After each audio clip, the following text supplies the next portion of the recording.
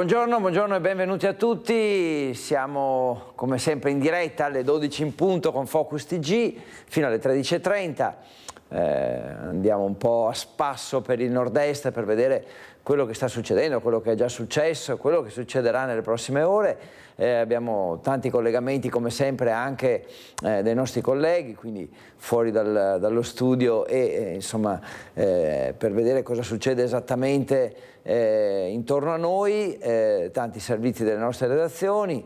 E quindi insomma vi consiglio di rimanere fino alle 13:30, ci facciamo compagnia in questo mercoledì 9 ottobre 2024, maltempo ovviamente è uno dei temi principali, ma c'è anche la ricorrenza della tragedia del Vajont, 61 anni fa.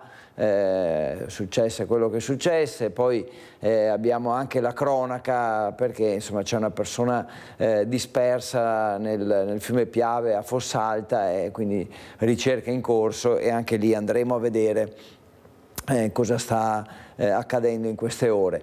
E non so se possiamo uscire già dallo studio e andare, ecco, grazie mille a Italo Morano in regia, perché andiamo a Longarone proprio per la tragedia, la ricorrenza della tragedia del Vajont. Così vediamo, c'è Francesca Bozza lì per noi e un po' andiamo proprio a sentire, a vedere quello che lei vede con i suoi occhi, poi più tardi magari ci racconterà meglio quello che sta accadendo. Vi lascio alle immagini e ai suoni che arrivano da Longarone per un paio di minuti. Sì, a capire che sì, se no altre strade non vero. non è tante, sì.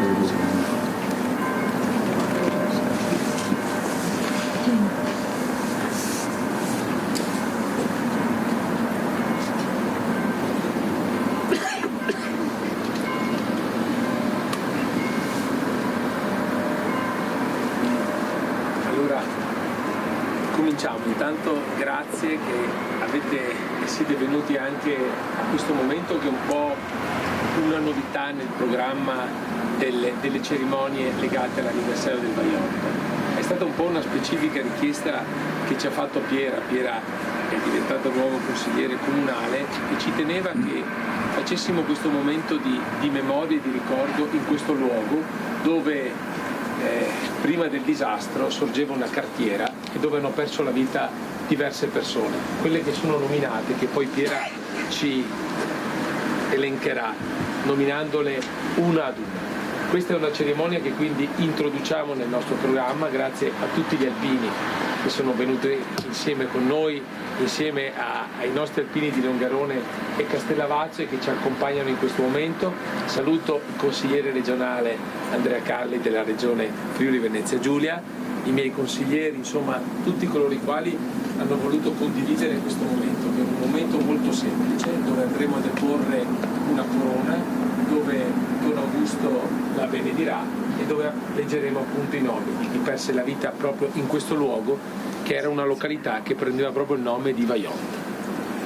A te Don Augusto. Anzi, prima facciamo la corona? No, prima Don Augusto.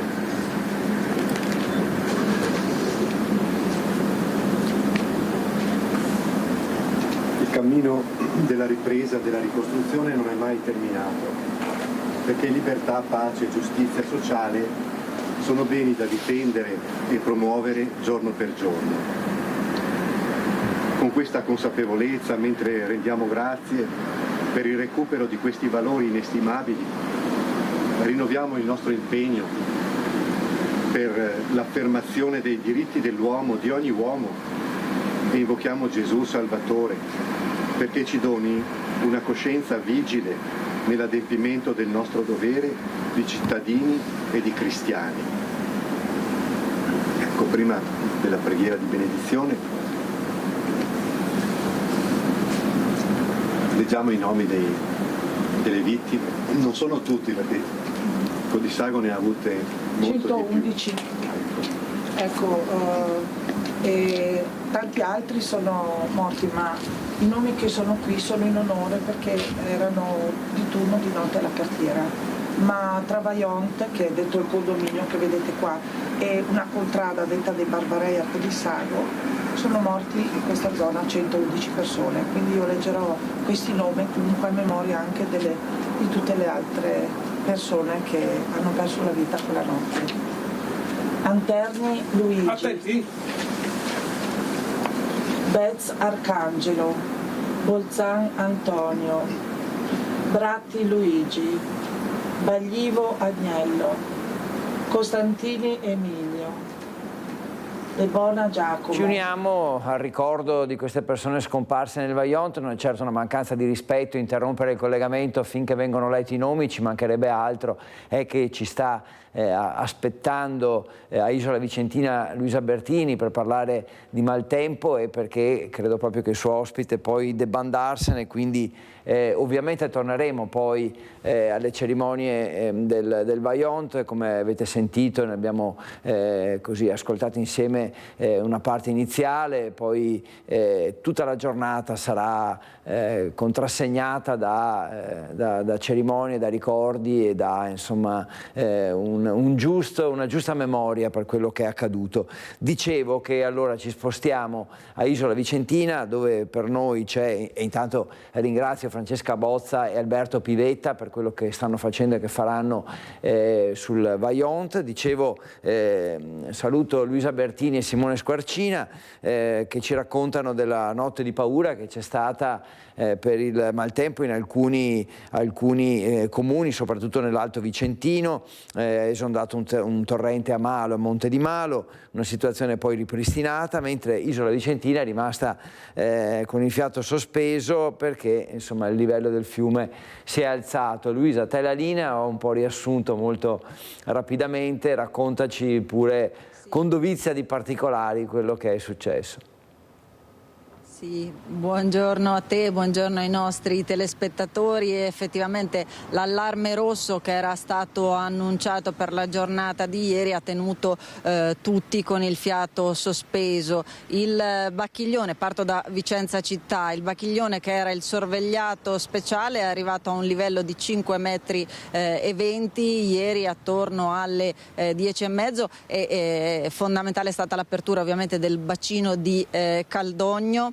Il Retrone non ha destato particolari preoccupazioni, anche se nella notte è stato chiuso un ponte ferroviario sul Retrone e sono stati deviati 2 treni e poi è stato riaperto attorno alle 5. Situazione più critica invece c'è stata nell'Alto Vicentino, quindi come anticipavi nella zona di Monte di Malo, dove è esondato il torrente Rana, e a Malo, dove ci sono stati diversi interventi. Vigili del fuoco in tutto il Vicentino hanno eseguito una quarantina di interventi, qualche scantinato allagato, ma le esondazioni che hanno allagato alcune strade poi sono state riportate alla norma durante gli interventi notturni. Fiato sospeso anche qui a Isola Vicentina. Adesso ci troviamo a Castelnuovo insieme al sindaco di Isola Vicentina Enrico Gonzo, perché vi ricordo che Isola Vicentina era stato uno dei comuni a subire danni più consistenti del maltempo nell'ondata di maggio-giugno, quindi ancora una volta con il fiato sospeso. Abbiamo alle nostre spalle l'Orolo che anche ieri tra pomeriggio e nottata ha raggiunto un livello che vi ha preoccupati. Sì, esattamente così, i bollettini ci davano una situazione, e per fortuna è stata anche annunciata per tempo la situazione di disagio che si sarebbe creata in base alle precipitazioni che poi si sono materialmente verificate sia qui a Isola Vicentina ma soprattutto a monte. Stiamo imparando a leggere meglio i dati anche noi e abbiamo visto che il livello del torrente è aumentato in pochissimo tempo di molto e molto velocemente, e questo naturalmente mi ha indotto ad annunciare, insomma, ad invitare le persone che abitano lungo il torrente a mettere in sicurezza i loro beni, soprattutto quelli ai piani interrati. Ma quello che è il messaggio, insomma, che ormai deve arrivare anche agli enti sovracomunali è che non si può più vivere con una esasperazione di questo tipo ogni volta che c'è un evento atmosferico più importante il meteo sta cambiando, il clima sta cambiando, naturalmente, e precipitazioni di questo tipo sono grandi concentrazioni d'acqua in pochissimo tempo.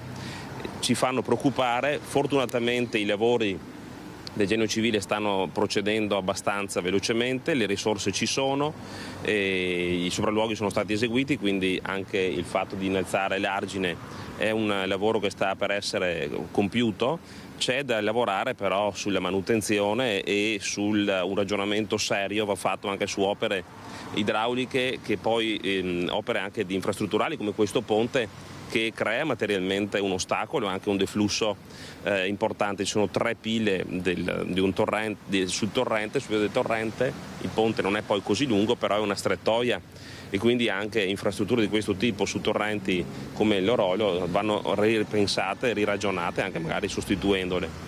Sul discorso invece della sezione del torrente si vede c'è tanto anche materiale probabilmente da asportare, quindi è un lavoro non semplice, non immediato, molto costoso sicuramente, ma che richiede un'attenzione e una riprogrammazione anche della manutenzione dei torrenti, quindi una sorta di piano Marshall della manutenzione di questi torrenti.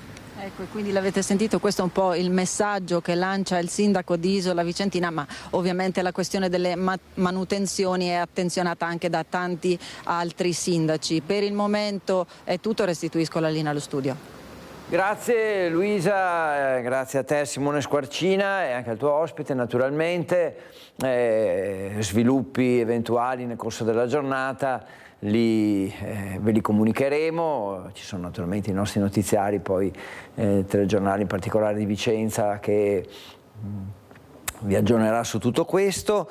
Noi, sempre per parlare di maltempo, allora abbiamo iniziato questa puntata di Focus TG occupandoci del Vajont, un tema sul quale torneremo, 61 anni dalla tragedia, e adesso stiamo parlando di maltempo invece. Sono le 12:12, siamo stati a Isola Vicentina, adesso andiamo invece a Valbrenta, altra zona colpita da piogge torrenziali. Per noi lì ci sono Mirko Cavallin e Andrea Benetti, forse anche il sindaco di Valbrenta. Mirko, raccontaci un po' dove siete, cosa vedete e soprattutto cosa è successo e cosa sta succedendo. Quindi ti do la linea e raccontaci. A te Mirko. Eccoci qua, scusate, qualche problema tecnico con i cavi. Sono con il sindaco di Valbrenta Luca Ferrazzoli, siamo in località Valstagna, sulla sponda destra del Brenta. Sindaco, il quadro della situazione dopo l'ondata di maltempo di ieri pomeriggio? Beh, il quadro della situazione è in netta ripresa, nel senso che grazie al lavoro tempestivo dei volontari di protezione civile e dei vigili del fuoco, insomma, in tempi abbastanza brevi siamo riusciti a ristabilire le condizioni preesistenti. Ovviamente si è trattato di una bomba d'acqua di livello importante, lo sapevamo, nel senso che c'era un codice rosso, ma questo è un territorio che ha parecchie valli laterali e quindi questo ha determinato sicuramente un afflusso di acqua importante, con degli allagamenti dove vi erano dei dislivelli e soprattutto creando problemi ai privati, negli scantinati, ma poi anche alla proprietà comunale, pensiamo alle grotte di Oliero, insomma, con dei danni ingenti. Ecco, siamo passati anche alla casa di riposo San Pio X, proprio in località Oliero, dove sono gli escavatori al lavoro. Con Andrea Benetti vediamo anche i danni che qui in centro Valstagna i cittadini, i proprietari stanno cercando di ripristinare. Sì, è stata una situazione incredibile perché dalla montagna arrivava una quantità d'acqua importante e quindi avevamo tanta acqua che entrava negli scantinati quanta ne usciva con le nostre autopompe, con ciò che utilizzavamo per buttare fuori l'acqua, perché evidentemente questa volta, diciamo, la questione legata all'acqua non è partita tanto dal fiume. Tutti sappiamo qual è la criticità di Vastagna e il pericolo che incombe con il fiume Brenta, ma questa volta, diciamo, il pericolo è arrivato dalle montagne, e quindi per significare anche qual è la difficoltà nel gestire un territorio come questo, dove al rischio idraulico si somma un rischio idrogeologico importante. Alle nostre spalle in fondo c'è una passerella pedonale, lì siete intervenuti per evitare ulteriori danni? Sì, abbiamo dovuto togliere il vetro che faceva da parapetto per far defluire l'acqua, per far capire anche qual era il livello, nel senso che nei punti più importanti siamo arrivati a 1,50 m, 1,60 m d'acqua e quindi la situazione era particolarmente difficile. Il punto su Oliero ci siamo stati poco fa proprio con Andrea Benetti, museo praticamente distrutto da quello che abbiamo visto, e anche lì il problema non è arrivato dalle grotte. No, non è arrivato dalle grotte, è arrivato dalle valli laterali, come si diceva. Queste valli, nonostante si cerchi di fare della manutenzione anche da parte della regione, sono numerose e con questi cambiamenti climatici le colate di detriti sono sempre più numerose, quindi vanno a anche occludere quelle che sono le possibilità di scolo e poi si verificano queste situazioni. Noi adesso abbiamo numerose situazioni in cui abbiamo attivato i servizi forestali perché queste valli sono completamente piene di materiale e si preannunciano altri allarmi da codice quantomeno arancione, quindi questo preoccupa in una situazione che era già compromessa e per questo ovviamente chiediamo l'aiuto di tutti. A Oliero c'è stata proprio una frana sul sentiero appena all'imbocco, domani appunto altro allarme. Sì, altro allarme, quindi noi unitamente, come si diceva, ai servizi forestali stiamo cercando di attivarci con tutti i mezzi, come avete potuto vedere che sono al lavoro, per cercare di liberare tutte le situazioni di pericolo. Questo diciamo per superare la criticità del momento, poi per fare una conta dei danni successivi è evidente insomma che c'è un tema, che la quantità di materiale che viene portato con il cambiamento climatico, che è significativo, crea delle condizioni che sono oggettivamente di pericolo. Ne siamo consci, i nostri cittadini sono stati straordinari, come dicevo prima, come le associazioni, però è una situazione insomma che desta sicuramente della preoccupazione. Grazie al sindaco Luca Ferrazzoli. Altri aggiornamenti nel TG Bassano di questa sera. A te Federico. Grazie a te, grazie ad Andrea Benetti, grazie al sindaco, naturalmente a Ferrazzoli, che ringraziamo e insomma al quale auguriamo buon lavoro. Sono sempre in trincea i nostri primi cittadini, soprattutto quando ci sono situazioni di questo tipo, quindi il maltempo che non lascia molto tempo per, scusate il gioco di parole, per pensare, per riflettere. Bisogna prendere decisioni veloci, immediate, importanti, e qui i sindaci veramente hanno tutta la nostra ammirazione. E un po' di cronaca adesso, poi naturalmente torneremo fuori dallo studio. Siamo già stati a Isola Vicentina e a Val Brenta per parlare di maltempo e di quello che è successo nelle scorse ore, poi parleremo ancora di maltempo facendo un discorso un po' più generale sul nostro Veneto. Adesso un po' di cronaca, dicevo, andiamo a Vicenza, dove i carabinieri hanno intensificato i controlli nelle aree un po' più critiche del territorio vicentino per combattere degrado e criminalità. Vandalismi, degrado, episodi di criminalità segnalati dai cittadini, intensificati i controlli dei carabinieri nelle zone cittadine più critiche, a partire da Parco Città, oggetto di segnalazioni da parte dei residenti che denunciano un crescente degrado, con episodi di vandalismo e comportamenti poco civili. Parallelamente l'attenzione si è concentrata su Viale Trieste, recentemente teatro di una rapina ai danni di un supermercato, che ha destato preoccupazione nella comunità locale. Negli ultimi giorni l'Arma dei Carabinieri di Vicenza ha proprio posto in essere un'attività di controllo straordinario del territorio, intensificando i servizi in quelle zone che ci sono state segnalate dalla comunità come zone dove è aumentato un po' il fenomeno del degrado e di alcuni atti vandalici. Tra queste proprio Parco Città, con l'utilizzo anche della stazione mobile, che è un presidio dell'Arma sia statico che mobile, appunto, che ci serve da un lato a rafforzare la presenza in quei territori, diciamo, sottoposti a un minor controllo nel tempo, e dal lato funge anche come punto di comunicazione con la cittadinanza per ricevere quelle segnalazioni che a noi sono utili appunto nel condurre la nostra azione di prevenzione generale sul territorio. Fondamentale l'apporto dei cittadini nel segnalare alle forze dell'ordine le criticità del territorio, come nel caso di via Montezovetto, in cui i controlli hanno portato i militari dell'Arma all'arresto in flagranza di uno straniero senza fissa dimora, con l'accusa di detenzione illecita di sostanze stupefacenti ai fini di spaccio. La perquisizione dell'auto ha permesso di trovare in un calzino 94 dosi termosaldate di eroina e 21 di cocaina. L'arresto, così come quelli nelle ultime settimane su Corso Santi Felice e Fortunato, giunge dalle segnalazioni di alcuni residenti che hanno notato alcune attività sospette e pertanto ci hanno permesso di indirizzare la nostra azione di controllo. Ancora cronaca, usciamo subito di nuovo dallo studio, veramente insomma frenetico il nostro ritmo perché tante notizie che si rincorrono e ce n'è una che sta tenendo davvero un po' tutti con il fiato sospeso, ma anche drammatica, questa notizia che arriva da Fossalta di Piave, dove per noi ci sono Marta Marangon e Nicoletta Rizzetto, perché un uomo di 78 anni è caduto nel fiume e mi sembra che ancora lo stiano cercando davvero in tanti, compresi i sommozzatori. Per noi lì sul posto c'è proprio Marta. Marta, aggiornaci un po' che cosa è successo, la ricostruzione che c'è stata e voi insomma come state vivendo quei momenti, chi c'è lì con voi? Sì, buongiorno Federico, buongiorno a te e ai telespettatori che ci stanno seguendo da casa. Sì, sono ore di apprensione, queste a Fossalta di Piave, dopo la scomparsa poco prima delle 5 di questa mattina di Giancarlo Zamuner. Giancarlo Zamuner che assieme ai cugini stava espletando le operazioni di sgancio del ponte di Barche che collega qui a Fossalta di Piave le due rive del fiume. Lo vedete nelle immagini, la piena del fiume è notevole. Tra l'altro a Luna è previsto il colmo del Piave, ovviamente dopo le precipitazioni dei giorni scorsi, e proprio l'allerta meteo rossa ha imposto l'apertura del ponte in maniera tale da favorire il deflusso dell'acqua. Un'operazione che veniva svolta e che viene svolta quasi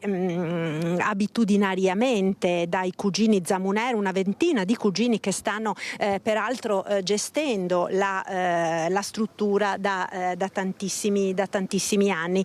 Ebbene, durante queste operazioni i cugini hanno sentito le grida di Gianfranco, che verosimilmente appunto era caduto in acqua, dopodiché si sono perse le loro tracce. A questo punto ovviamente sono scattate le ricerche sul posto.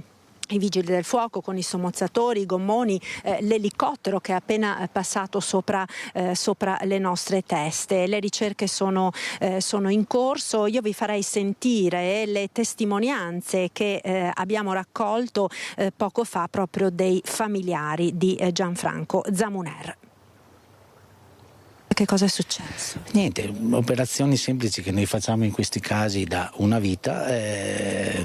Stava sganciando e erano tutti noi tutti sulle proprie postazioni. Io stavo manovrando con mio cugino Walter qua dall'altra parte, perché è successo da quella sponda, cioè qua, da Fossalta, e non l'abbiamo più visto.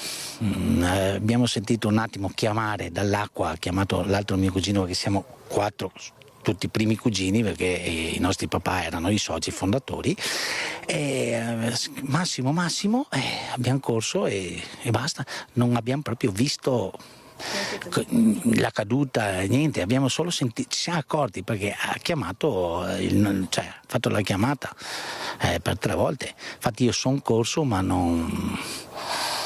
Gli abbiamo detto va, arriva, ma dopo basta, insomma. Noi abbiamo finito perché purtroppo non... Era vicino alla riva? Sì, vicino alla riva, perché è successo qua subito, vicino alla... Cioè, appena sganciato il ponte, quando noi lo sganciamo, gira sul perno a parte di 90, cioè, subito, perché le voci le abbiamo sentite appena proprio il ponte si è mosso.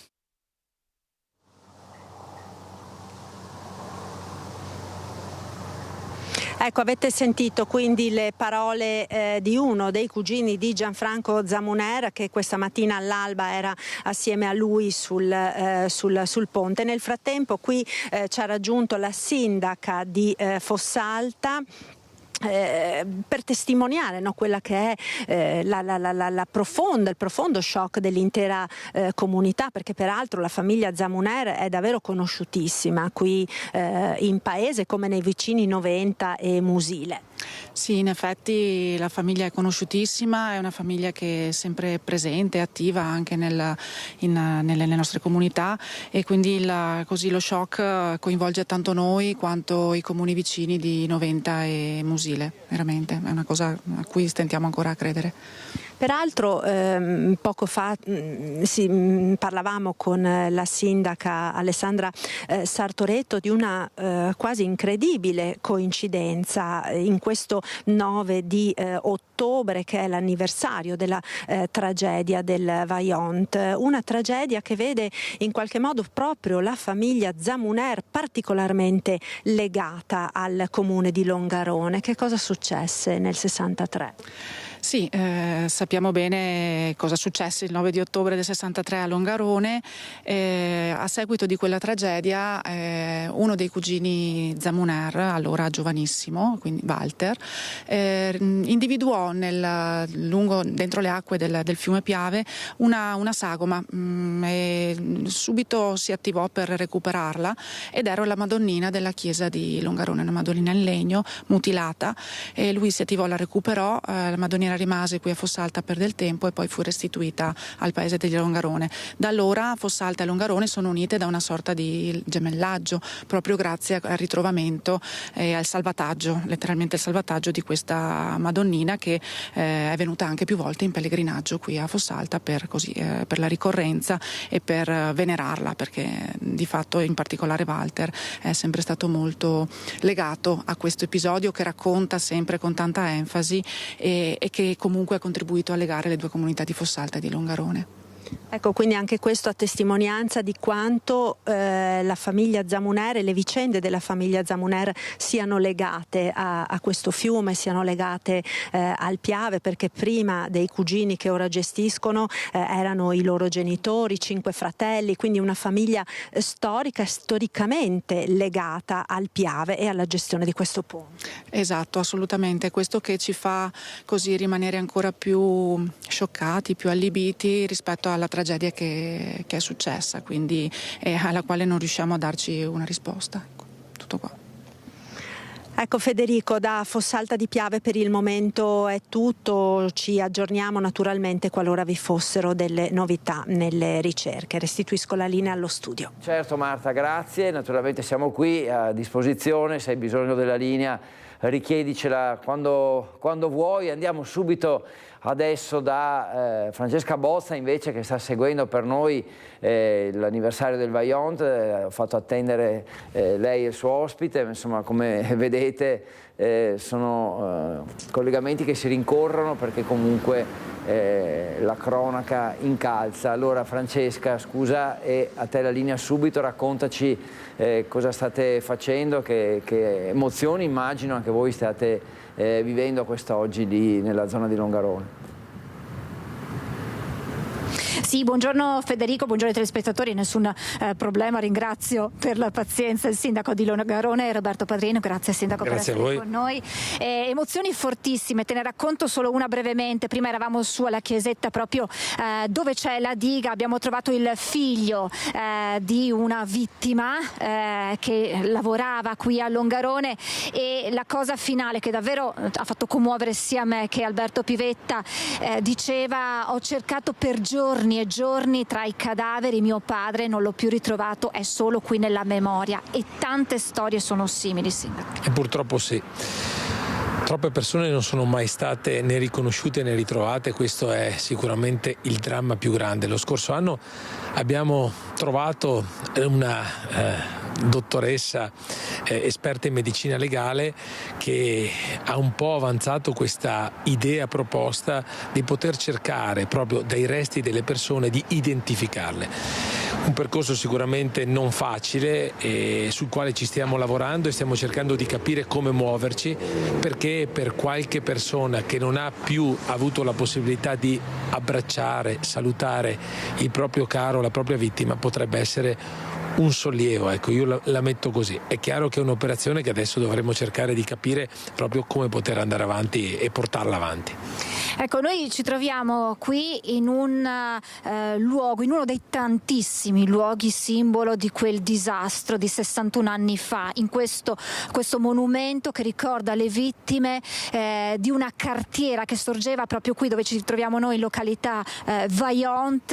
È una celebrazione che negli altri anni non era stata fatta, perché d'ora in poi si vuole proprio andare lì, sui luoghi che racchiudono la storia del disastro. Ma devo dire che un po' il 60° ha chiuso un cerchio, no? Un cerchio di tutta una serie di iniziative che intanto hanno riportato all'attenzione mediatica la storia del Vaillant con la presenza del Presidente della Repubblica. Ma oggi ho visto moltissime cariche dello Stato hanno fatto un pensiero sul Vaillant. Questo vuol dire che è una storia che deve comunque ancora insegnare tanto e può insegnare tanto. Quindi noi adesso cerchiamo di celebrarlo nella nostra intimità, nella nostra comunità, cercando di ricordare le persone che sono scomparse in alcuni luoghi. La Villa Malcolm, che è vicino a Castellavazzo, questo luogo Pirago, il suo campanile, che è un monumento a ciò che è scampato al disastro. Ecco, penso che sia questo una sorta un po' di modo di ricordare insieme, un modo per pregare. Questa sera poi chiuderemo la giornata con la veglia che quest'anno il Consiglio pastorale ha voluto coinvolgere i giovani e i bambini, perché giusto quella notte persero la vita 487 bambini dai 0 ai 15 anni, e quindi è giusto che anche i bambini possano comprendere cosa è stato il 9 ottobre del 63. 9 ottobre del 63 che deve essere anche un monito per mettere in sicurezza la montagna, e lo sapete bene voi di questo territorio, e si rinnova ogni volta che c'è un'ondata di maltempo come quella delle ultime ore. Ma sì, purtroppo non dico con quotidianità per fortuna, ma ormai troppo spesso accadono questi eventi che colpiscono i territori e soprattutto la montagna fragile. Con Vaia siamo riusciti, grazie a un grande importante investimento che il governo ha fatto con il supporto della struttura commissariale della Regione del Veneto, abbiamo messo a terra circa 1 miliardo di opere, e questo è sicuramente un grande vantaggio, così la montagna è meno fragile. Però è chiaro che di fronte a bombe d'acqua come quella che è accaduta ieri sera nella notte, purtroppo dobbiamo registrare allagamenti, soprattutto nel Basso Feltrino, che è stato duramente colpito, con case isolate. È un tema questo che ci deve far riflettere nel cercare di fare prevenzione, che purtroppo troppo spesso non riusciamo a capire che investire prima è meglio che dopo. Grazie davvero al sindaco di Longarone, presidente della provincia di Belluno, Roberto Padrin. Ci ritroveremo con lui più tardi alle 15. A proposito di luoghi simboli, saremo al cimitero di Fortogna per un nuovo evento, un nuovo momento di celebrazioni per questo anniversario. Da Longarone, dalla località Vaillant, anzi, è tutto. Grazie ad Alberto Pivetta. La linea può tornare a te, Federico. Grazie mille Francesca, grazie a te ad Alberto Pivetta. Farete certamente una gran mole di lavoro oggi, raccoglierete tanto materiale che poi mostreremo ai nostri telespettatori. Grazie al sindaco Padrin, quindi torneremo a parlare di quello che accadrà oggi nella zona del Vaillant. Volevo ricordarvi anche, insomma, con questo servizio che guardiamo adesso, la presenza del presidente Mattarella nel 60° anniversario, quindi l'anno scorso, perché è stata in pratica la prima volta di un Presidente della Repubblica in veste ufficiale a presenziare a un evento in terra friulana. Mai più era stato il monito di Sergio Mattarella. Opportuno e doveroso che la documentazione del processo rimanga in questo territorio, perché sapete che la documentazione avrebbe potuto essere spostata all'Aquila, in Abruzzo, ma invece poi anche per l'impegno dello stesso Presidente della Repubblica le carte sono rimaste a Belluno. Vediamo il servizio. Riflettiamo. La frana, la sparizione nel nulla di un ambiente, di un territorio, di tante persone, la cancellazione della vita, sono tormenti che tuttora, 60 anni dopo, turbano e interrogano le coscienze. Va diritto al punto Sergio Mattarella oggi al cimitero monumentale delle vittime del Vajont e alla diga per la commemorazione istituzionale dell'Olocausto che si compì la notte del 9 ottobre di 60 anni fa. La prima volta di un Presidente della Repubblica nel territorio di Ertocasso, dove nel 1957 iniziò la costruzione della diga voluta nel posto sbagliato per meri interessi economici.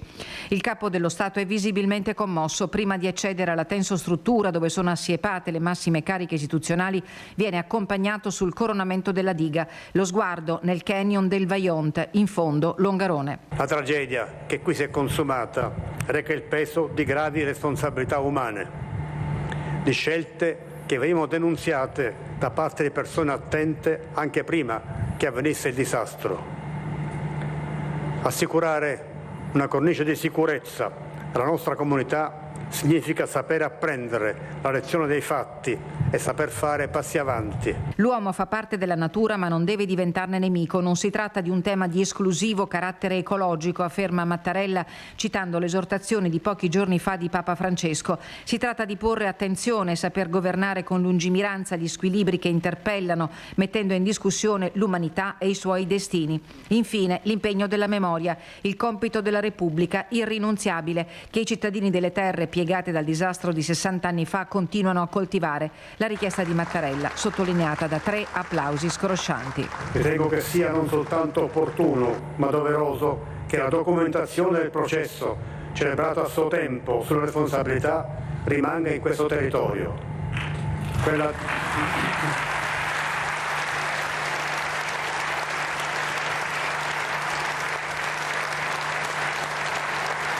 documentazione era stata necessariamente raccolta nei luoghi del giudizio penale, perché aveva allora una finalità giudiziaria. Conclusi da tanti anni i processi, oggi riveste una finalità di memoria. Appunto per questo è stata inserita dall'UNESCO nel suo registro della memoria. E quel che attiene alla memoria deve essere conservato vicino a dove la tragedia si è consumata. Per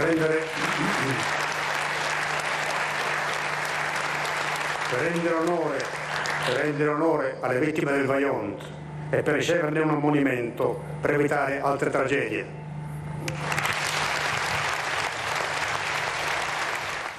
Ecco, questo era il servizio di Tiziana Bolognani dell'anno scorso, quindi in occasione del 60° anniversario, ma insomma ve l'abbiamo riproposto proprio per la presenza ufficiale del Presidente Mattarella. Bene, abbiamo insomma cercato di ricordare anche noi quello che è accaduto, quindi una pagina di memoria per la tragedia del Vajont, e come avete visto Francesca Bozza e Alberto Pivetta raccoglieranno materiale che poi andrà visto da tutti noi nei telegiornali di questa sera. Andiamo alla cronaca, adesso insomma cambiamo un po' pagina e andiamo a Bassano, dove la Guardia di Finanza ha sequestrato durante la fiera dello scorso fine settimana prodotti non sicuri ed è stato segnalato anche un lavoratore in nero. Fiera d'autunno a Bassano, fioccano multe e sequestri di materiale. La Guardia di Finanza ha sequestrato infatti più di 1500 prodotti di vario tipo, dagli accessori per la telefonia alle solette per le scarpe, ai manufatti in pelle, senza i minimi requisiti di sicurezza previsti, quindi privi di appositi contrassegni o etichette relative alla composizione e all'impiego, che erano esposti in bancarelle in centro città nello scorso fine settimana. Erogate sanzioni amministrative per oltre 9.000 euro. Durante i controlli le Fiamme Gialle hanno inoltre riscontrato la mancata erogazione degli scontrini fiscali da parte di alcuni esercenti e trovato un lavoratore in nero in uno degli stand allestiti in occasione dell'evento. Ancora cronaca, adesso andiamo a Padova perché c'è stato un furto particolare. L'associazione Carichi Sospesi nella notte tra sabato e domenica i malintenzionati hanno sfondato una finestra per impossessarsi dell'incasso e di 2 computer, però ci racconta tutto Francesco Rattai che con Cristian Rocca Allende hanno raccolto un po' quello che è accaduto. Siamo nel giardino interno dei Carichi Sospesi. Cosa sono i Carichi Sospesi? I Carichi Sospesi sono un'associazione culturale, questa è la loro sede, svolgono molte attività come laboratori teatrali, di improvvisazione, laboratori video. E cos'è successo? C'è stato un furto. la prima volta che succede, lo vedete alle mie spalle, i ladri sono entrati proprio da quella finestra e hanno portato via parecchie cose. Con me c'è il direttore artistico dell'associazione culturale, Marco Caldiron. Cosa vi hanno portato via? Ci hanno portato via l'incasso della serata, della parte bar, che ci aiuta a sostenere le attività culturali, e 2 computer portatili di un certo valore, e poi il danno che ci hanno fatto alla finestra, una finestra nuova in vetrocamera, non è un danno da poco, quindi sì. Ecco, la dinamica è abbastanza chiara. Sono entrati dal portone che c'è all'ingresso, hanno scavalcato, sono entrati nel cortile, hanno prima provato a entrare da una porta laterale, rompendo anche la porticina per il gatto, la vostra mascotte. Non ce l'hanno fatta, hanno sfondato il vetro che era tra l'altro nuovo, perché avevate fatto dei lavori da poco. Sì, avevamo ristrutturato e messo su le finestre in vetrocamera per l'isolamento acustico e per quello termico, e quindi sì, la cosa ci rode abbastanza. Ecco, c'è molta amarezza perché hanno portato via degli strumenti che probabilmente non riusciranno neanche a rivendere a chissà che prezzo, però strumenti che per voi sono importanti. Certo, assolutamente sì, e la cosa diciamo peggiore è che noi, essendo un presidio culturale dal Portello, un centro culturale, in qualche maniera ci siamo sempre aperti al quartiere, sempre aperti a tutti, perché crediamo in un teatro aperto, crediamo che questa sia la strada giusta, e lo crediamo tuttora naturalmente, però questa violazione in qualche maniera ci costringe a chiuderci, e infatti adesso stiamo pensando a delle soluzioni per tutelarci. Ecco, che contromisure state prendendo? Avete avviato anche una raccolta fondi, perché come associazione culturale immagino non navighiate nell'oro. No, questo assolutamente no. Il sostegno alle associazioni culturali in questa città non è estremamente alto, quindi cerchiamo di farcela con le nostre forze. Questo è un luogo privato, quindi i costi di gestione mensili sono molto elevati. Per darvi un'idea, stiamo intorno ai 3.000 euro tra affitti e utenze, quindi insomma immaginate che per un'attività culturale non è semplice.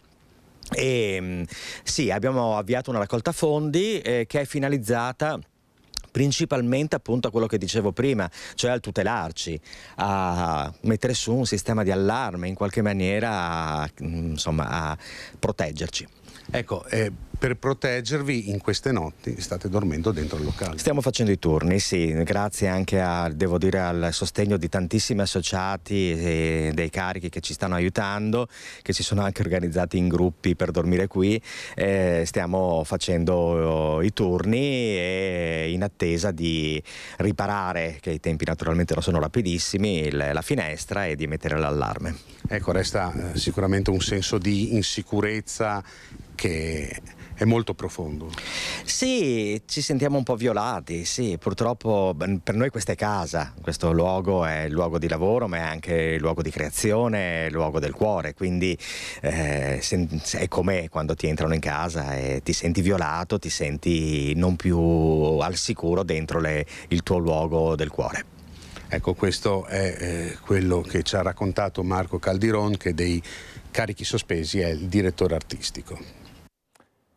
Massima solidarietà allora all'associazione Carichi Sospesi, possiamo capire come si sentono, addirittura essere costretti a dormire all'interno dell'associazione vuol dire molto. Grazie a Francesco Latai e a Cristian Roca Allende, grazie al loro ospite.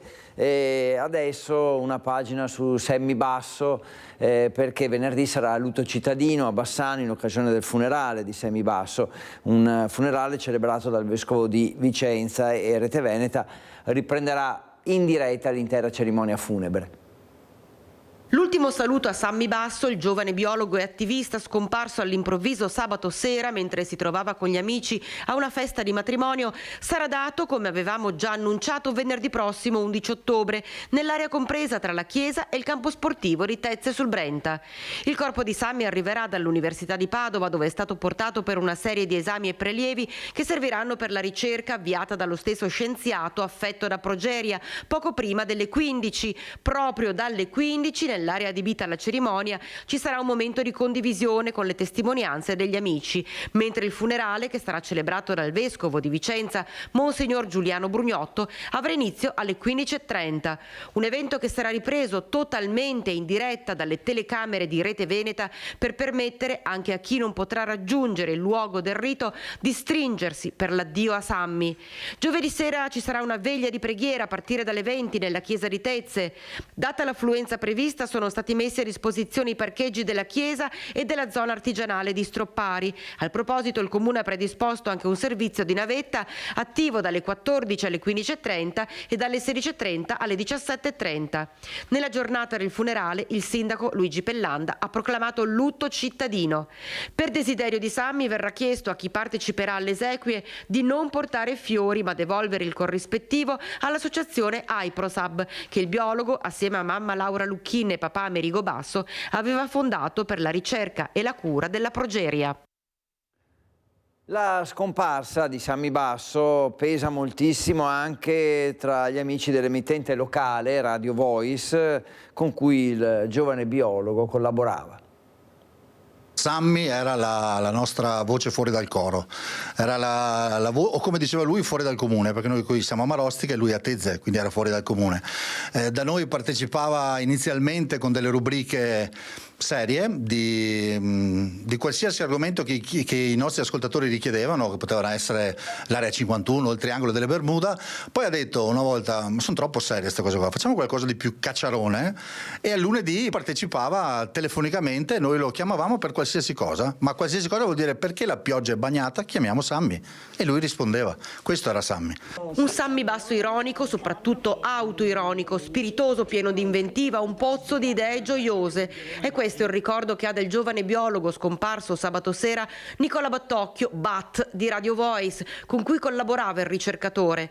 Già il nome della rubrica che curava Sammy era un programma. Siamo caduti in basso, scelto da lui ovviamente, perché lui Basso di cognome. A lunedì invece interagiva con tanto di base musicale di Quark, perché per noi lui era lo scienziato Sammy, e rispondeva a qualsiasi domanda. Lui rendeva facile a qualsiasi ascoltatore quello che magari poteva sembrare difficile. E questa è la facilità di comunicare di Sammy. Tu lo conosci un minuto, ti sembra di conoscerlo da una vita. E lo conoscerai per una vita, perché Sammy non c'è più. Non è vero, Sammy è qua da me, qua da lui, sui microfoni, sulle nostre corde vocali, c'è sempre. Quindi Sammy non sparirà mai. La sua scomparsa pesa immensamente. Perdere Sammy cosa ha significato? Perdi la luce. Io, frasi retoriche di dire mi ha insegnato questo, ho capito questo, no. Io ringrazio mamma Laura e papà Amerigo perché hanno dato alla luce la luce. Questo per me è Sammy. Lascia un vuoto enorme, soprattutto perché è scomparso all'improvviso. E tra l'altro mi diceva fuori dal microfono che voi parlavate spesso anche proprio della morte, nello specifico della sua morte. Sì, una volta, tra le tante cose che diceva Sammy, una volta gli ho chiesto: ma non hai paura? No, quello che ho fatto di qua, ho fatto di là. E allora, come avete sentito, venerdì saremo collegati con Rete Veneta per i funerali di Sammy Basso, questo ricordo veramente bello, emozionante della sua collaborazione con Radio Voice. Cambiamo argomento, andiamo a Padova, perché c'è stata una polemica sull'uso del taser diciamo riservato agli agenti di polizia locale, una richiesta che arriva dagli stessi agenti ma che non convince la maggioranza in Consiglio Comunale. Allora sentiamo cosa ne pensa l'assessore alla sicurezza, l'assessore che si occupa proprio di polizia locale, ovvero Diego Bonavina. Sentiamo la sua opinione. Dotare la polizia locale padovana di taser potrebbe diventare un tema divisivo all'interno della maggioranza di Palazzo Moroni. La questione è stata sollevata durante la commissione sicurezza dall'assessore Bonavina, che ha raccolto le istanze della totalità degli agenti della polizia locale. Ho semplicemente detto che sono il referente di un corpo di polizia locale in cui ci sono 40 agenti di polizia giudiziaria su 40 che mi hanno chiesto di portare avanti questa loro istanza. Io sicuramente la porterò avanti, ma ho anche dichiarato che secondo me oggi a Padova non ci sono le condizioni per poter utilizzare il taser. Dopodiché, se invece condivideremo la posizione che questa istanza andrà accolta, ben venga, nessun problema. Le consigliere comunali di Coalizione Civica Chiara Gallani e Marta Nalin però si sono dette contrarie. Il PD è molto cauto. L'ex consigliere della lista Giordani, passato ora al gruppo misto Luigi Tarzi, invece è favorevole. Nemmeno l'assessore Bonavina sembra essere molto convinto, ma in quanto titolare della delega alla polizia locale si è fatto portavoce delle istanze degli agenti. Io ho ricevuto la richiesta da parte degli agenti di polizia locale, adesso la trasferirò sul tavolo della giunta, del sindaco in particolare, ne parleremo, eventualmente apriremo la discussione anche in consiglio comunale e poi capiremo come comportarci. Grazie a Francesco Ratai per questo aggiornamento allora sulla vicenda taser e adesso una vicenda giudiziaria per un fatto che ha davvero scosso l'opinione pubblica, la strage di Santo Stefano di Cadore in cui persero la vita 3 persone di Favaro Veneto, tra cui il piccolo Mattia. La donna che li ha investiti in auto, Angelica Hutter, ha patteggiato 4 anni e 8 mesi. 4 anni e 8 mesi è quanto ha patteggiato Angelica Hutter per il triplice omicidio stradale avvenuto a luglio 2023 a Santo Stefano di Cadore, in cui hanno perso la vita Marco Antoniello, il figlio di 2 anni Mattia e la nonna Maria Grazia Zuin, tutti di Favaro Veneto. Circa un mese fa, dopo la proposta di patteggiamento della procura, il marito di Maria Grazia e nonno di Mattia, contattato al telefono, aveva commentato così. Abbiamo già un ergastolo da scontarno altri, abbiamo già delle robe vergognose in Italia. La difesa dunque ha accettato la proposta di patteggiamento presentata dalla procura, ma bisognerà attendere il 15 ottobre per la lettura del dispositivo e la decisione della misura di sicurezza da applicare nei confronti della donna, attualmente in libertà vigilata in una struttura psichiatrica del Veronese, da cui è seguita anche con terapia farmacologica e grazie a cui sta iniziando a rendersi conto di ciò che ha fatto. Il pubblico ministero ha chiesto che la misura resti tale, ma la difesa ne ha chiesto il decadimento. Ora starà al giudice decidere. In ogni caso la donna non tornerà in carcere.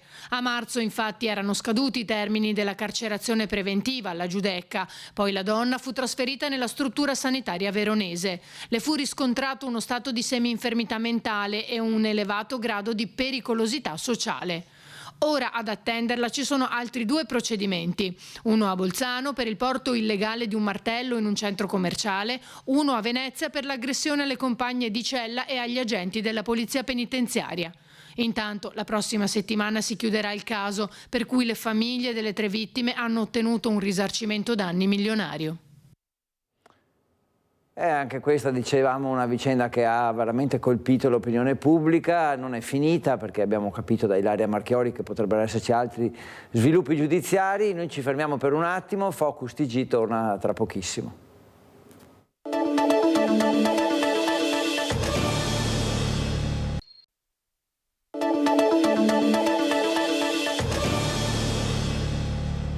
(12:54) torna Focus TG con voi fino alle 13:30.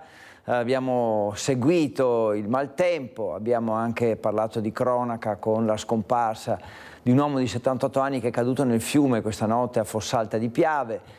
Per noi c'era Marta Marangon che ha seguito questo, abbiamo fatto un salto anche nel tempo, oltre che di spazio a Longarone per il 61esimo anniversario della tragedia del Vajont. Adesso la politica, andiamo nel Bassanese perché c'è stato un terremoto politico a Rossano Veneto dove il sindaco Marco Zonta ha tolto tutte le deleghe di vice sindaco e assessore a Morena Martini.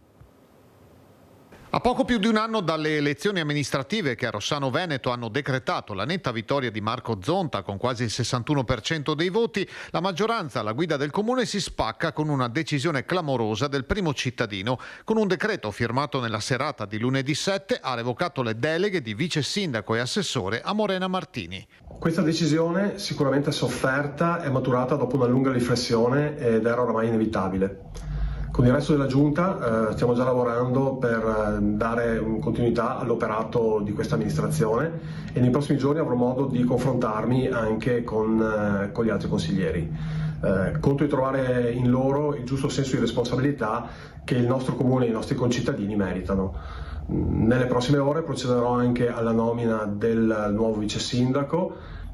Per ora invece i referati di urbanistica e lavori pubblici rimarranno in capo a me. Tutto partirebbe, a quanto scrive Zonta in un comunicato, il 28 settembre, dal segnale di far mancare il numero legale in Consiglio Comunale con un tentato boicottaggio di una seduta che avrebbe potuto mettere a rischio il contributo PNRR destinato all'ampliamento dell'asilo nido.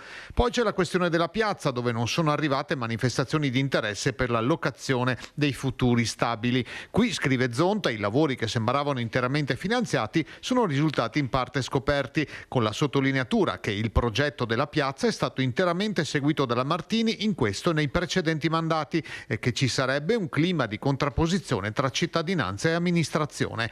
Inoltre, riferisce per iscritto il sindaco, l'assessore Trentin avrebbe ricevuto una richiesta avanzatagli dalla Martini di unirsi a quello che lei ha definito il suo gruppo per promuovere una dimissione di massa con l'intento di porre fine all'amministrazione. È stata la goccia che ha fatto traboccare il vaso. E questa, diciamo, una parte della vicenda. Adesso andiamo sull'altro versante, quello di Morena Martini, bocca cucita, ma sicuramente tanta delusione da parte sua. Da oggi Morena Martini è semplice consigliere comunale. Io devo ringraziare prima di tutto il sindaco che continua a darmi la sua fiducia nella parte dei lavori pubblici, con cui naturalmente mi relaziono e ci mancherebbe altro. Così appena 8 giorni fa parlava Morena Martini ai microfoni di Rete Veneta a proposito del suo rapporto col sindaco Marco Zonta e in relazione ai lavori per la piazza. Le sue 1143 preferenze alle elezioni del maggio 2023 erano state fondamentali per il successo elettorale della lista che aveva candidato Marco Zonta come primo cittadino. Quel bottino di voti, più di metà del totale che aveva portato alla vittoria, oggi sembra dimenticato. La consigliera Martini ha preferito non rilasciare dichiarazioni o risposte dirette in attesa di capire quali saranno anche le prese di posizione del suo partito, la Lega, per cui era stata candidata anche alle recenti elezioni europee con più di 12.000 preferenze. Sorpresa all'alba dal messo comunale che le ha notificato il decreto del sindaco, Martini ha comunque intenzione di rispondere punto su punto al comunicato del primo cittadino per difendere l'azione amministrativa che ha portato avanti in tanti anni e continuare a dare il suo contributo alla comunità rossanese. È quello che ha fatto, ad esempio, votando a favore del provvedimento che ha portato un importante finanziamento da lei stessa reperito per l'ampliamento del nido. Peraltro, l'ente di formazione che per insediarsi in piazza attendeva risposte, le attendeva dal comune, rappresentato in tutto e per tutto da maggio 2023 dal sindaco Zonta. Una domanda sorge dunque spontanea tra i cittadini. Dove sta il problema? E allora vedremo anche qui che sviluppi ci saranno. Abbiamo sentito cosa dice il nostro Mirko Cavallin nel suo servizio su questo tema politico di Rossano Veneto. Adesso andiamo a Treviso perché cittadinanze facili al comune di Castelfranco Veneto, per la precisione. Il comune presentò un esposto a fronte di documenti falsificati arrivati all'ufficio anagrafe, l'appello dei sindaci è che il legislatore metta mano alla legge per prevenire che un diritto si trasformi in business. Ci riferiamo appunto alle cittadinanze richieste da cittadini che arrivano da altri paesi. Richieste di cittadinanza decuplicate. L'indagine che ha portato a galla il caso Crocetta del Montello, 160 certificazioni facili ottenute grazie ad attestazioni di residenza in comune, poi risultate fasulle, potrebbe allargarsi a macchia d'olio anche ad altri comuni della Marca. Un passaporto europeo potrebbe mettere in circolo più facilmente manodopera a basso costo oppure far circolare capitali più liberamente all'estero, spiegano fonti delle Fiamme Gialle, con il nucleo di polizia tributaria impegnato a prevenire gli abusi ed impedire forme di sfruttamento strumentale della cittadinanza. Sono a centinaia i possibili cittadini fantasma nella Marca. A Castelfranco ad aprile il comune ha presentato un esposto in procura. Rispetto a un paio di casi che provenivano dalla Germania piuttosto che dal Brasile su degli atti di nascita artefatti. Abbiamo segnalato la cosa, questo fa alzare l'asticella dei controlli e quindi conseguentemente il problema si aggrava, perché oltre ad avere tante domande oggi bisogna stare più attenti di ieri, perché arrivano anche documentazioni false. A Crocetta, dopo l'intervento della prefettura, le procedure di verifica di attestazione della residenza sono diventate più stringenti. I controlli dei vigili sono passati da 1 a 3. Il numero di agenzie di disbrigo pratiche nella Marca intanto è salito a 6 in poco tempo, un exploit che potrebbe far pensare al business. Sembra sia così, sembra che ci sia questo, ma uso il condizionale perché io non ho dei riscontri oggettivi, so solo che l'effetto che produce ai comuni è il carico di richieste di cittadinanza rispetto alle quali non si riesce a dare risposta nei tempi ordinari. L'appello dei sindaci ora è che il legislatore metta mano alla norma per adeguare le richieste e prevenire le truffe. Credo che un aspetto normativo sul quale si sta ragionando è di ridurre a 2 rispetto alle generazioni che possano chiedere la cittadinanza iure sanguinis. Adesso andiamo a Bassano perché un telespettatore ha segnalato il poco controllo del territorio e il mancato rispetto dei cittadini più giovani. Ci sarebbero anche bambini che di giorno vorrebbero giocare. Vediamo di cosa si tratta. Degrado a Rosà, le immagini arrivano da una residente del quartiere Cremona che denuncia gli scarsi controlli del territorio. C'è sporcizia, i cestini sono sempre pieni, le piante non vengono potate, ma non è tutto. La segnalazione coinvolge anche ragazzi minorenni che, a detta della nostra telespettatrice, ne combinano di ogni, specialmente di sera o nelle ore notturne. All'assenza di cura degli spazi pubblici si aggiungerebbe dunque un mancato rispetto del territorio anche da parte dei cittadini stessi. La nostra telespettatrice si chiede infine come comportarsi, poiché, data la situazione, non è nemmeno possibile far giocare i bambini all'aperto in un luogo pulito e sicuro. Adesso andiamo nel veneziano, per la precisione andiamo a Jesolo, perché è uno jesolano di 97 anni, il primo vaccinato della nuova campagna anti-influenzale da parte dell'ULSS 4 Veneto Orientale. L'anno scorso è stata l'azienda sanitaria veneta che ha raggiunto la massima copertura vaccinale tra gli ultra 65enni, quindi un ottimo risultato per le persone un po' più avanti con l'età e che quindi alle quali i medici raccomandano la vaccinazione. Allora, vediamo questa storia che poi si inserisce nella campagna vaccinale che sta partendo, vaccini contro il Covid ma vaccini anche contro l'influenza. Fare questo vaccino vuol dire protezione in caso di contagio e di gravi forme di influenza. Sono molto onorato di essere testimonial fra noi giovanotti. Mino Santin è un giovanotto jesolano di 97 anni e all'alba del secolo di vita è diventato il testimonial della campagna di vaccinazione anti-influenzale 2024-2025 dell'ULSS 4 Veneto Orientale, 44.500 dosi, come l'anno scorso, quando questa azienda sanitaria registrò la copertura più elevata in Veneto tra gli ultra 65enni, il 57%. L'influenza è sempre quella, la febbre è sempre elevata, sopra i 38 gradi, c'è sempre un sintomo generale che vuol dire dolori muscolari o sensazione di ossa rotte o grande stanchezza e c'è sempre un sintomo respiratorio o tosse o raffreddore o mal di gola. Ci saranno anche 2 giornate di vaccinazione Open Day, sabato 27 ottobre e sabato 9 novembre. Gli ambulatori vaccinali territoriali saranno aperti per le vaccinazioni anti-influenzale e anti-Covid. L'accesso è senza prenotazione, ma è possibile e consigliato prenotare per evitare eventuali code. La vaccinazione contemporanea è raccomandata perché i 2 vaccini sono efficaci uguali, non sono reattogeni, si evita di andare 2 volte nell'ambulatorio del medico, quindi conviene farli insieme. Circa 39.000 dosi di vaccini anti-influenzali, quasi il 90%, saranno somministrate dai medici di famiglia e dai pediatri ai propri assistiti e dalle categorie a rischio. 2.000 sono destinati alle case di riposo e 3.500 a operatori di enti e di servizi di primario interesse collettivo, come forze dell'ordine, vigili del fuoco e personale della scuola. Io sono orgoglioso di essere venuto per la conoscenza vostra e soprattutto quella del direttore generale e consigliamo tutti di fare il vaccino. Bellissimo testimonial, davvero complimenti a questa persona, giovanotto come si è definito lui, davvero direi che è un testimonial che funziona. Allora vacciniamoci, parte in questi giorni la campagna quella anti-influenzale, mentre insomma c'è sempre il vaccino anche anti-Covid che è disponibile. Allora, adesso purtroppo parliamo di cronaca, torniamo alla cronaca, quella che spesso ci porta lungo le nostre strade per una serie di incidenti a volte mortali. Andiamo in Friuli Venezia Giulia per la precisione, perché è un incidente di cui ci occupiamo che è avvenuto lungo la A4 nel tratto tra la Tisana e San Giorgio di Nogaro in direzione di Trieste nelle scorse ore, e che la nostra, i nostri colleghi di Udine hanno raccontato così.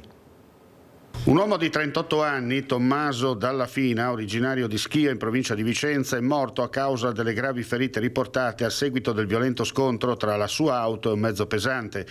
Il sinistro si è verificato lungo l'autostrada A4 nel tratto tra la Tisana e San Giorgio di Nogaro. L'auto stava procedendo verso Trieste quando all'improvviso, per causa in corso di accertamento da parte della Polstrada, è finita contro un mezzo pesante fermo regolarmente nella piazzola di sosta. L'impatto è stato devastante, con l'auto ridotta a un groviglio di lamiere. I vigili del fuoco lo hanno estratto dall'abitacolo con l'ausilio dei divaricatori, già privo di vita. Inutile l'arrivo del personale infermieristico. Autostrade Alto Adriatico a sapere che al momento dell'incidente il traffico verso est scorreva regolarmente. 13:06 minuti, andiamo subito da Ilaria Marchiori che ha seguito un incontro legato comunque, se vogliamo, al maltempo, anche se insomma indirettamente, perché c'è una app e anche la diciamo, possibilità di fare il punto della situazione con l'assessore Bottacin, che vedo con Ilaria. A te, raccontaci tutto. Sì, buongiorno Federico, buongiorno ai nostri telespettatori. Hai detto bene, parleremo in un secondo momento della presentazione dell'app qui a Palazzo Balbi. Insieme a noi appunto l'assessore regionale alla protezione civile Giampaolo Bottacin. Assessore, facciamo il punto delle ultime ore di maltempo, com'è la situazione in questo momento e com'è stata nelle ultime ore? Bene, come da previsioni meteo, le ore culminanti sono state nella serata di ieri. Abbiamo registrato precipitazioni rilevanti con una punta in comune di Seren del Grappa a Valpore di quasi 280 mm, che peraltro è il record assoluto mai registrato in passato, e sono entrati in funzione diversi bacini di laminazione, quello di Caldogno, quello di Isola Vicentina, Montebello, Trissino e Riese, che hanno consentito di mantenere i livelli dei corsi d'acqua accettabili per garantire la sicurezza delle città che stanno a valle rispetto ai bacini di laminazione. Non abbiamo, pur essendoci state precipitazioni copiose, rilevato particolari criticità nel territorio, quindi il sistema ha retto abbastanza bene. Purtroppo c'è un disperso caduto nel Piave e le ricerche dovrebbero essere ancora in corso, però al di là di questo, che è un fatto ovviamente grave e spiacevole, però il sistema ha retto, dal punto di vista idraulico, ha retto bene. Ecco, Assessore, i bacini di laminazione, punto di forza, come ha dichiarato anche il Presidente Zaia, si sono rivelati ancora una volta il punto di forza? Sì, assolutamente sì, i bacini di laminazione hanno dimostrato la loro efficacia, perché se non ci fossero stati oggi avremo diversi centri abitati allagati. Invece sono entrati in funzione correttamente, ma lo sottolineo, lo ribadisco, non bastano i bacini di laminazione, servono i consolidamenti arginali, servono le diaframmature, servono le briglie in montagna, servono tutte quelle opere di difesa del suolo che tutte insieme garantiscono la maggior sicurezza dei nostri concittadini. Ecco, ora vediamo fuori che splende il sole, in altre zone magari è un po' più nuvolo, ma cosa ci dobbiamo aspettare per le prossime ore?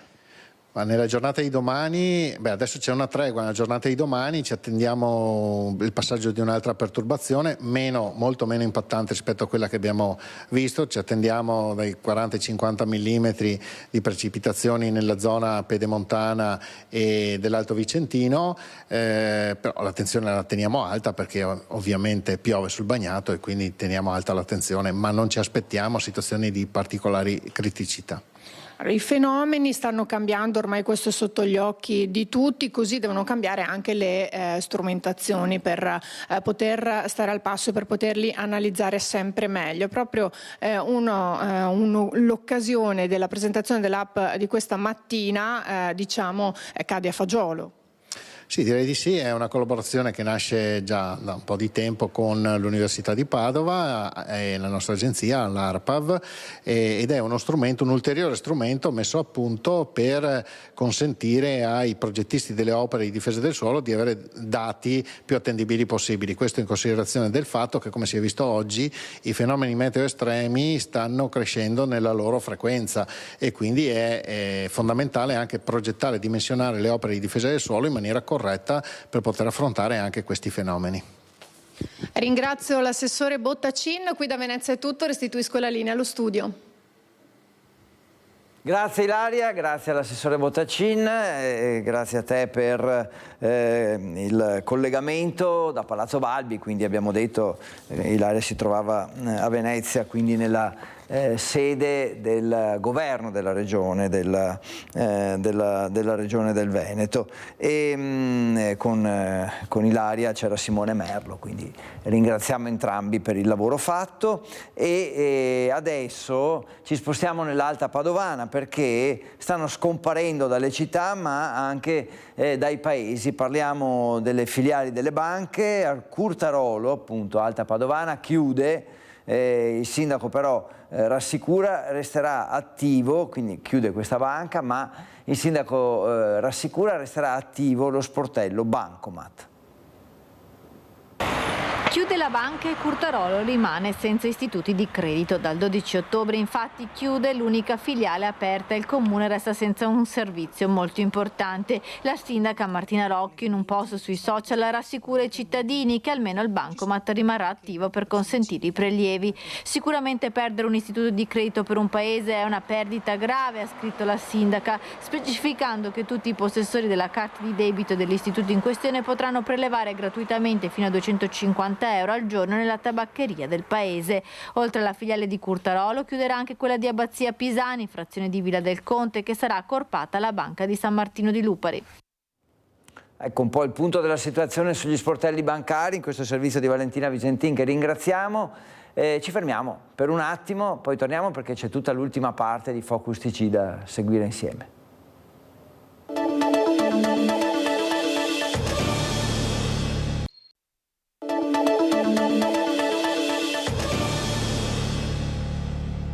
e 14 minuti, ancora Focus TG, un quarto d'ora da vivere insieme per raccontarvi quello che sta succedendo, che è successo a Nord-Est. Adesso passiamo da Roma e andiamo a Padova perché è stata presa la decisione di creare una sede delle 3 scuole di formazione dei Vigili del Fuoco proprio a Padova.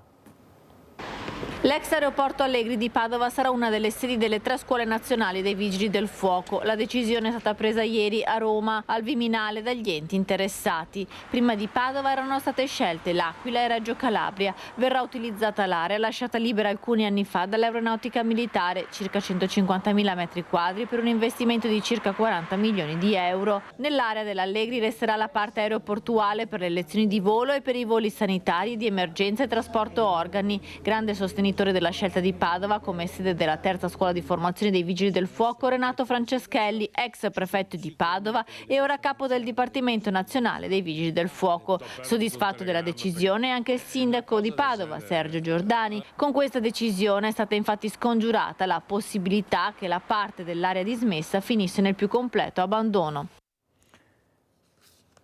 Adesso Daniele Garbin ci racconta della grande affluenza di pubblico domenica a Bressanvido per la festa delle latterie vicentine, migliaia di partecipanti in piazza, un evento celebrato con la festa della transumanza. Grande successo di pubblico a Bressanvido per Latteria Vicentina in festa. In migliaia hanno partecipato all'atteso evento che dallo stabilimento aperto per l'occasione ha coinvolto l'intera comunità per un giorno.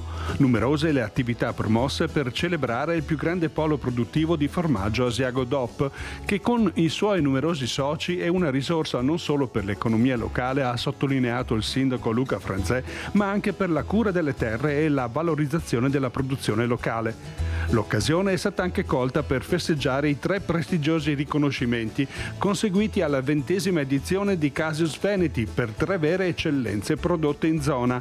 Il prestigioso concorso, che si è tenuto alla fine settimana a Piazzola sul Brenta, ha assegnato al primo posto all'Asiago DOP Stravecchio oltre 15 mesi, il secondo posto per l'Asiago Vecchio 10-12 mesi e il terzo per Brenta Selezione Oro. Il momento più significativo della giornata è il taglio della forma di formaggio Asiago DOP più grande del mondo, oltre 1300 kg. Dopo essere stata trasportata sul palco, è stata tagliata e offerta ai partecipanti. La festa è parte dell'evento Transumanza Vieni, Vedi e Gusta, frutto della collaborazione con l'amministrazione comunale, la Proloco e il Festival dell'Agricoltura, che si concluderà il 12 ottobre.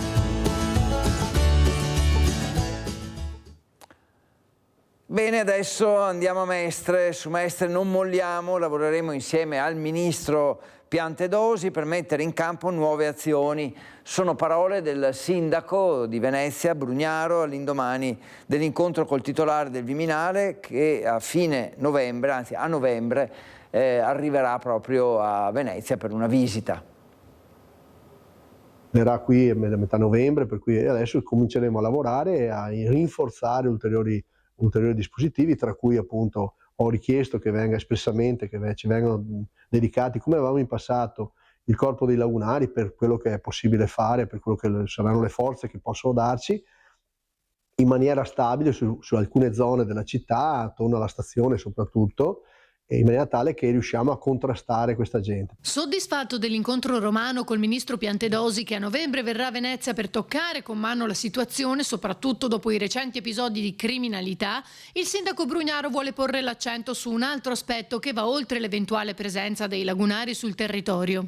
A tutti dico che noi spendiamo come comune quasi 60 milioni di euro. Quando io sono arrivato ne spendevamo 40, adesso siamo arrivati a una spesa quasi di 60 milioni. Esistono a Mestre gli operatori di strada, esistono i furgoncini che portano le persone in difficoltà alla casa dell'ospitalità, se c'è freddo, se hanno bisogno di ricovero, esistono dei luoghi dove portiamo, me li sono inventati, dove portiamo i tossici se sono mezzi strampalati perché possono riposarsi, bere un caffè, esistono, ci sono persone però che rifiutano questi aiuti. Poi, prosegue il sindaco, anche le leggi devono fare la loro parte. Persone che vengono a delinquere, fanno gli scippi, arrestate più di 20 volte e rimesse immediatamente in libertà, ricontinuano a rubare. Questi sono provvedimenti legislativi che vanno posti all'attenzione del legislatore, evidentemente.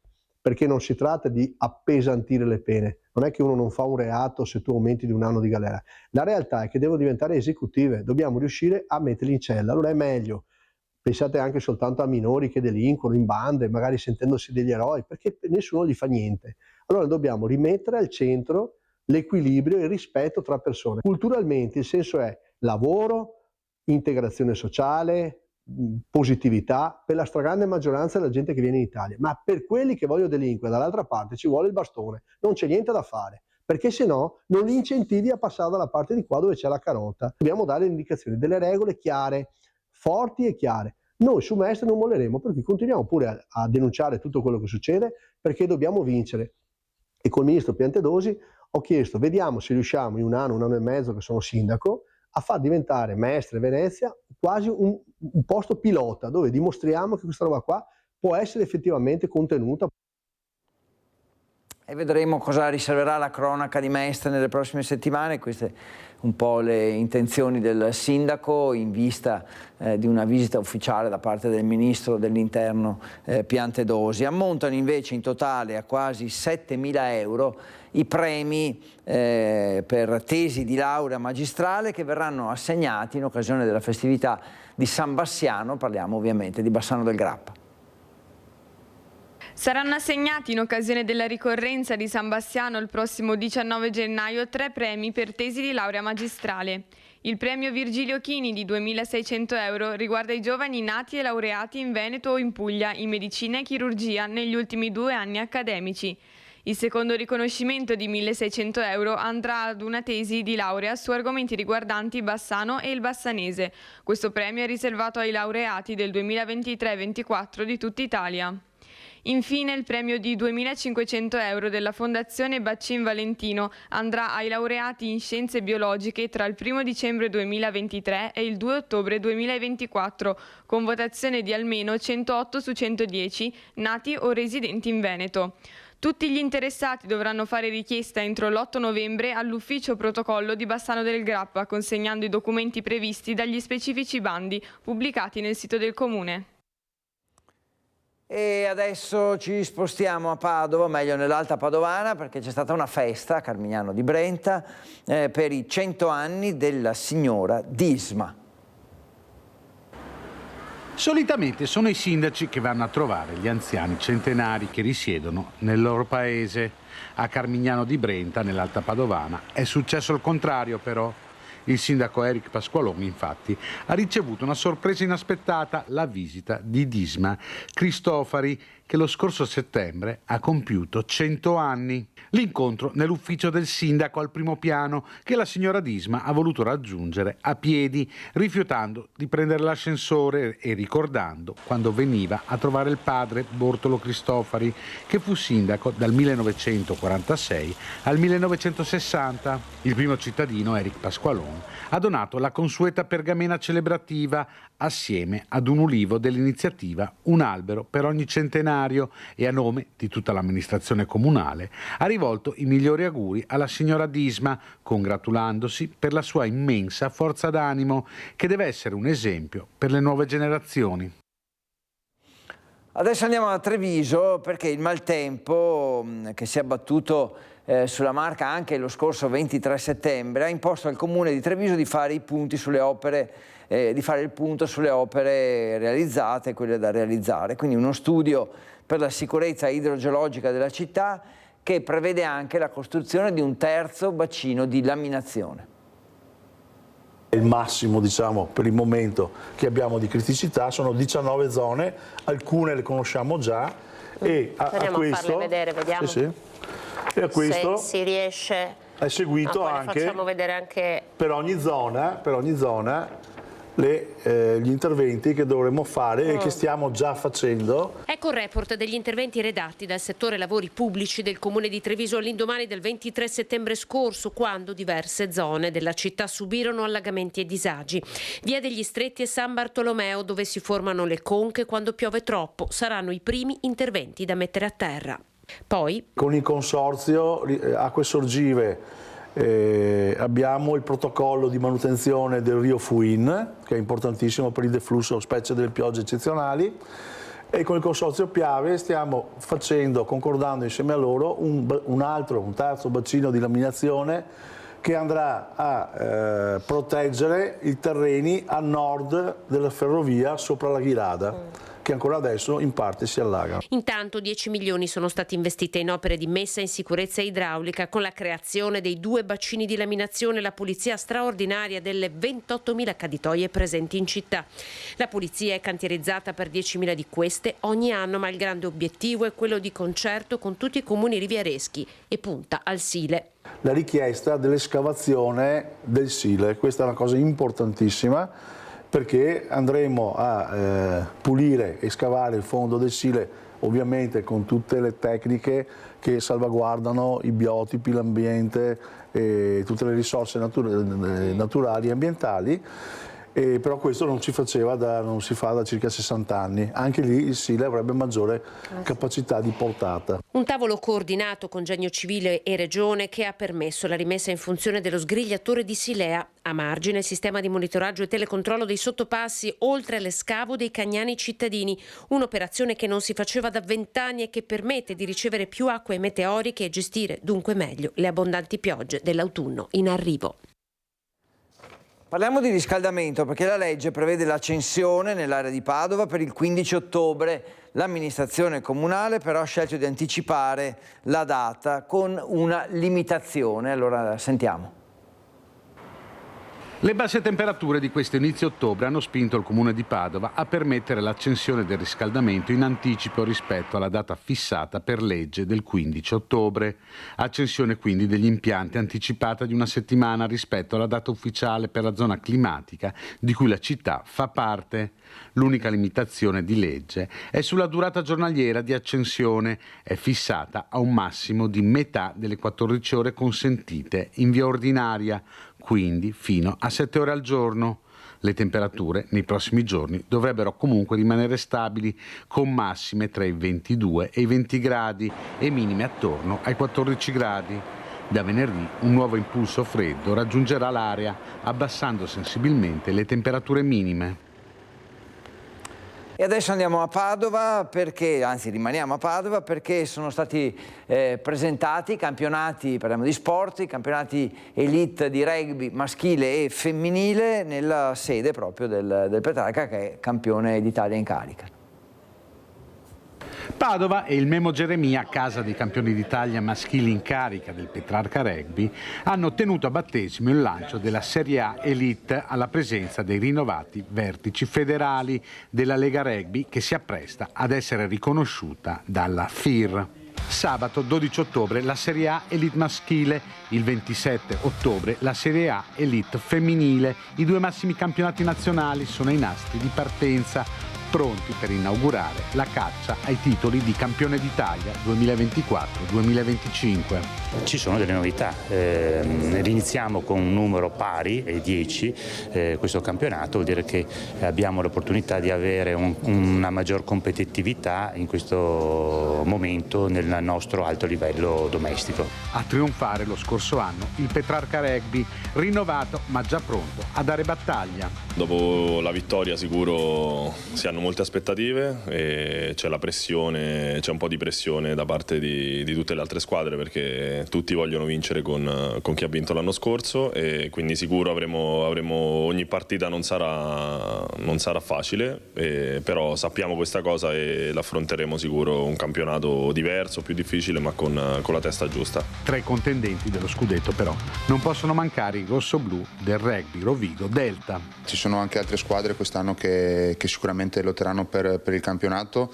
Noi come ogni anno abbiamo la squadra per competere per questo obiettivo, quindi anche quest'anno sicuramente vorremo competere per arrivare ai primi playoff e poi perché no in finale per lottarci lo scudetto. Il campionato è lungo, quindi adesso parlare di semifinali, di finale è un po' prematuro, però la squadra è stata attrezzata bene, i ragazzi sono carichi e sicuramente dentro di noi è un obiettivo. Non solo campionato però, perché a novembre la nazionale affronterà Argentina, Georgia e i temutissimi All Blacks in 3 importanti test match. Un novembre molto importante, incontreremo degli avversari ostici che vengono soprattutto da degli ottimi championship, basta guardare l'Argentina che ha battuto tutte e 3 le contendenti più importanti, non sottovalutiamo neanche la Georgia perché comunque è una squadra molto ostica che ha confermato grandi ampi spazi di crescita e quindi non sottovaluteremo niente, l'importante è giocare un buon rugby. Siamo in chiusura, ma facciamo in tempo ad andare a Padova da Valentina Visentin, che è collegata con noi, che ringrazio naturalmente e che ci parla della logistica, insomma un tema importante che vede Padova un po' capitale di questo. Allora, Valentina Visentin e Federico Cibotto. Sì, buongiorno dalla Fiera di Padova, prima giornata degli Stati Generali della Logistica organizzati dalla Regione Veneto in collaborazione con i vari interporti della nostra regione nell'ambito di Green Logistics. Si è appena concluso un'importante firma, un patto che è appena stato firmato, che è il patto per lo sviluppo del sistema logistico veneto, firmato dalle autorità di sistema portuale del mare Adriatico settentrionale, porti di Venezia, Chioggia, Save, interporti di Padova, Padova, Portogruaro, Rovigo, Consorzio ZAI, Interporto, Quadrante Europa. Spero di averli citati tutti. Qui con noi c'è il padrone di casa, Luciano Greco, che è presidente di Interporto Padova, che ci spiega perché questo patto che è appena stato siglato è così importante per il commercio della nostra regione e non solo.